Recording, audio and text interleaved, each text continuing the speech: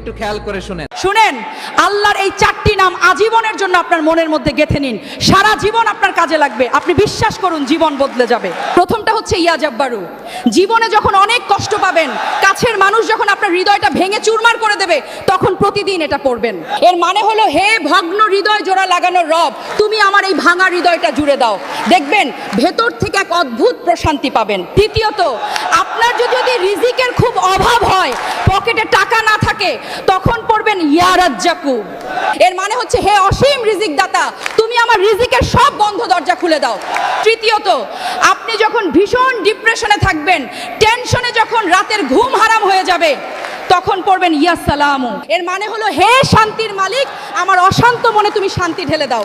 আর 4 number, বারবার দোয়া করারও পরও যখন দেখবেন দোয়া কবুল হচ্ছে না, তখন হতাশ না হয়ে পড়বেন ইয়া মুজিবু, মানে হে দোয়া কবুলকারী রব, তুমি আমার ফরিয়াদ কবুল করে নাও। ভিডিওটা আপনার সেই প্রিয় মানুষ বা বন্ধুকে শেয়ার করুন।